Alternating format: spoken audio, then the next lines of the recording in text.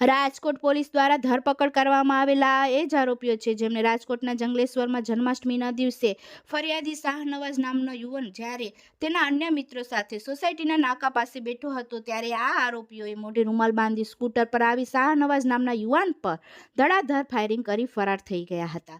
Gandhinagar crime ન્યૂઝમાં આપનું હાર્દિક સ્વાગત છે। જેમાં શાહનવાઝ નામનો યુવાન ઘાયલ થયો હતો, જે બાદ આ સમગ્ર બાબતે ભક્તિનગર પોલીસ મથકમાં ફરિયાદ દાખલ થઈ હતી અને જૂની અદાવતમાં કુખ્યાત પ્રદીપસિંહ ઉર્ફે પર્યો ગઢવી અને ભૈલી ગઢવીએ ફાયરિંગ કર્યો હોવાનું સામે આવ્યું હતું।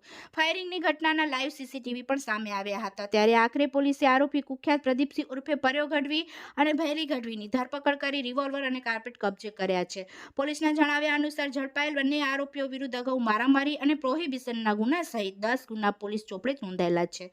ફરિયાદીના શાહનવાઝે અગાઉ આરોપી પ્રદીપસિંહ ઉર્ફે પર્યા ગઢવી પર ફાયરિંગ કર્યું હતું, જેનો ખાર રાખી પર્યા ગઢવીએ ભૈલી ગઢવી સાથે મળી ફરિયાદી શાહનવાઝ પર ફાયરિંગ કર્યું હતું।